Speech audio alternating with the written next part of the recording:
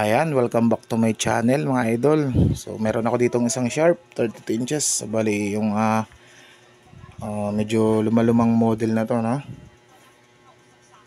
So ang problema nito mga idol is ito, plug-in natin. Ayan. Ayan, nag-green light na lang siya bigla. Wala na siyang ayan, lumabas si Sharp. Medyo malikabok lang mga idol. Ayan. So okay naman yung ating picture. Medyo bluish lang, no? Siguro ko yung ano nito, backlight, medyo bluish na. Pero ito muna yung una nating resolbahan o aayusin yung problema nito mga idol. At kahit patayin natin sa remote, ayan. Ako, ito gumana ng remote natin Uy, battery na naman to. Ayun, gumana naman Ayun. Ngayon yung mga idol, nag-off naman siya pero ayun, nagkulay green ulit. Automatic on na siya, wala na siyang standby mode. Dire-diretso siyang power on. Ayan mga idol. Ayan yung problema nito. So, ganito ulitin natin. Dito naman tayo, unplug natin. Ayan. Ngayon, saksak natin. Ulitin lang natin mga idol para mas mapakita. Ayan, walang standby power, tuloy na siya mag power on. Parang naging ano na siya mga idol, yung sa China TV yung naka auto on. Kahit patayin mo ulit yan sa remote, ayan, mamatay siya sa remote, diretso pa rin siya sa pag power on. Ito mga idol, mga idol, itong issue na ito mga idol sa Sharp ay madalas mangyari, no? So kung meron kayong bin file, madali lang ayusin to mga idol. I-reset nyo lang o kaya salpakan nyo ng USB panibagong bin file, o kaya meron pang isa pinapalitan nila ng memory. Ako naman mga idol, kasi marami akong nabili nito, mga dito sa aming basag na yung panel, ay ginagawa ko, buo ko na siyang pinapalitan. Ayan mga idol, isang buong ganito na, isang buong board na, para hindi na tayo mahirapan kasi madami talaga akong ganito mga idol. Siguro ko mga lampas 30 na. Madami tayong nabibili ditong basag yung screen. So malaking pakinabang din kasi unang-una, ito nga yung board, power supply, at unang-una yung backlight. Malaking tulong na rin yung mga nabibili ko. Mga mura lang naman yun, mga pang scrap na. Imbis na maging basura daw ng may-ari, minsan binibinta na lang sa akin ng mura. Makakahuyan pa, di ba? So ayan mga idol, napakita ko sa inyo yung problema. Ngayon bubuksan natin, tapos ay papalitan natin ng mainboard na yun. Subukan natin kung ganun po ulit yung problema niya, no? Ito pala mga idol yung kanyang model number. Ayan mga idol, LC32LE185M Sharp.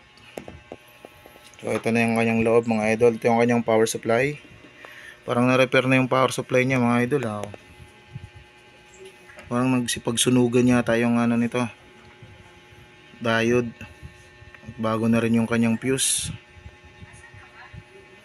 So ito yung papalitan natin mga idol, itong kanyang mainboard. Ayan, eksakto yan, look alike na look alike yan mga idol. So start to tayo, kalasin natin to. Ayan mga idol, kung bago ka pa lang sa aking channel at gusto mo yung mga ganitong video, pa-share naman. At syempre, huwag mo kakalimutan mag-subscribe idol.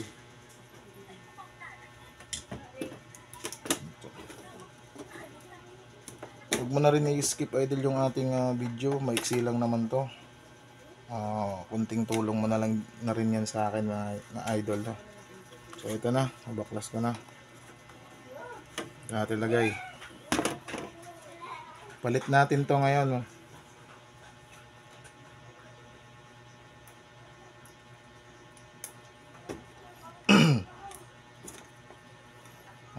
Maraming salamat pala sa mga patuloy na nanonood sa ating munting channel, no? Patuloy na sumusuporta sa mga kapwa tech vlogger. Maraming salamat sa suporta. So asa na ba yung screw natin?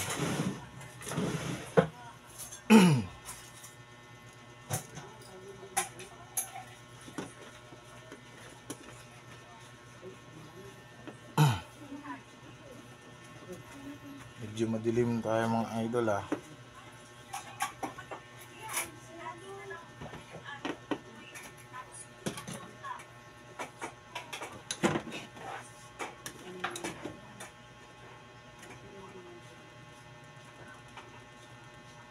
Naku, naipit. Kasi natin to. Ipit ng ano eh.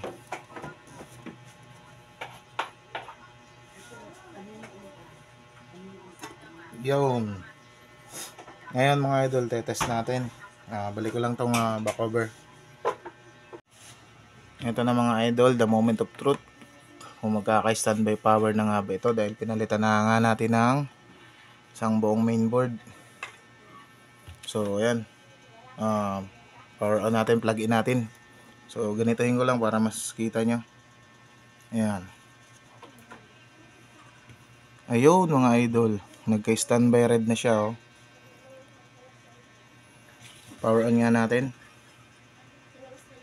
Ayun. Lumabas na si Sharp.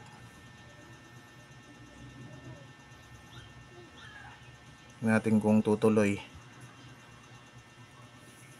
Ayun, tumuloy siya mga idol, no? Ganun lang mga idol. Pag para hindi na kayo mahirapan, no? Kung ganung problema, nag-auto on. Kasi may problema pang ganun mga idol na ano, nag-auto on tapos hindi mag-save yung kanyang channel. Ganun din yung ginagawa ko. Palitan lang ng isang buo nito. Kasi nga ulitin ko, marami tayong nabiling mga ganito, yung mga basag na panel dito sa lugar namin. So ganun lang kadali mga idol. So tingnan natin, patayin ko para makita natin na nag-standby mode na talaga siya. Ayan. Hintay tayo ng konting minuto. Tingnan natin kung magpa-power on pa. So dapat mga ganito nag-power on na siya tulad ng kanina, no mga idol. Pero still nandiyan pa rin, naka-standby mode pa rin siya. So ayan, hanggang dito na lang mga idol. At maraming salamat sa panonood.